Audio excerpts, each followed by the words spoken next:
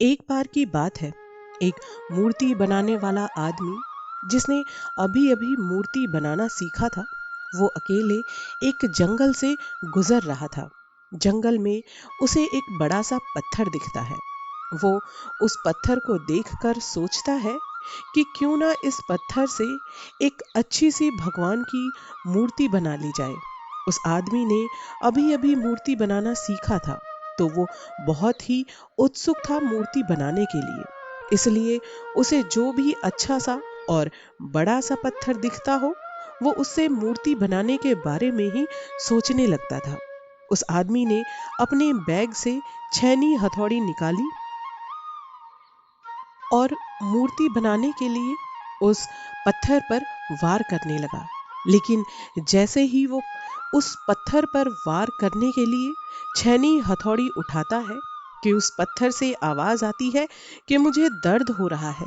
वो आदमी आवाज सुनकर हैरान हो जाता है। वो इधर उधर देखता है, लेकिन उसे समझ में नहीं आता कि ये आवाज आखिर आ कहां से रही है। उसने फिर से छैनी हथौड़ी से उस पत्थर पर वार किया, तो फिर से उसे वही आवाज सुनाई देती है कि मुझे दर्द हो रहा है। आदमी अपना सामान उठाकर वहां से चला जाता है और उस पत्थर को वहीं छोड़ देता है। थोड़ा आगे जाने के बाद उसे एक और बड़ा सा पत्थर दिखता है। उसने फिर से उस पत्थर को देखकर मूर्ति बनाने का विचार किया। वो अपना सामान निकालकर उस पत्थर के पास जा बैठा और उस पत्थर पर वार करने लगा। उस पत्थर को भी दर्द हो रहा था, लेकिन वो पत्थर चुप रहा और चुपचाप वो अपने इस सारे दर्द को सहता रहा।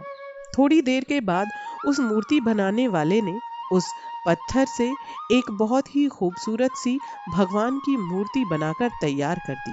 वो उसे वहीं छोड़कर आगे चला गया और उस गांव में एक नया मंदिर बन रहा था। उस गांव में जाकर उसने भगवान की वो मूर्ति वाली बात गांव के लोगों को बताई।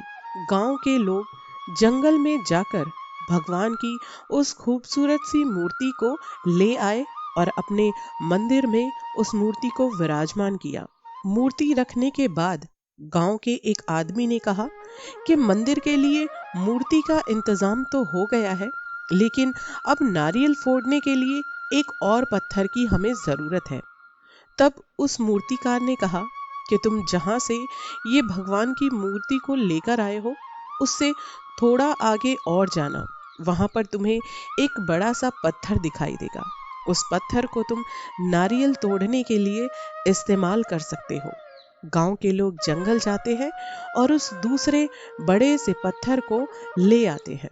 एक दिन नारियल तोड़ने वाले पत्थर ने भगवान की मूर्ति से कहा कि तुम कितने खुश हो। लोग तुम्हारी पूजा करते हैं, तुम पर फूल चढ़ाते हैं, और एक तरफ मैं हूँ। लोग मुझ पर नारियल तोड़ते हैं। मुझे दर्द होता है, ये जानते हुए भी लोग लगातार मुझ पर सिर्फ नारियल तोड़ते हैं। तभी मूर्ति उस पत्थर से बोली कि अगर उस दिन उस मूर्तिकार की मार तुमने एक बार सहन कर ली होती, तो आज मेरी जगह तुम होते। लोग तुम्हारी पूजा करते और मुझ पर लोग नारियल तोड़ते। आशा करती हूँ कि ये कहानी का मतलब आपको बखूबी समझ में आ गया होगा। किसी ने क्या खूब कहा है कि जिंदगी जीना आसान नहीं होता, बिना संघर्ष के कोई महान नहीं होता। जब तक ना पड़े हथौड़े की चोट, तो पत्थर भी भगवान नहीं होता। इसलिए जब भी आपको लगे कि आपकी जिंदगी में आपको बहुत दर्द है, बहुत तकलीफ है, परेशानियां हैं, तो समझ जाइए कि इन्हीं दर्द और तकलीफों से आपकी जिंदगी में वो बदलाव होगा जो बाकी की आपकी जिंदगी को खुशनुमा बनाएगा। इसके बाद आपके लिए एक बहुत बड़ा और मीठा सा फल इंतजार कर रहा होगा। बस जो आज परेशानियां हैं, जो आज का बुरा वक्त है, उसे बर्दाश्त कर लो। अगर आज की ही परेशानियों से हार मानकर टूट कर आप बैठ गए, तो यकीन मानना आप जिंदगी में कभी कुछ नहीं कर पाओगे।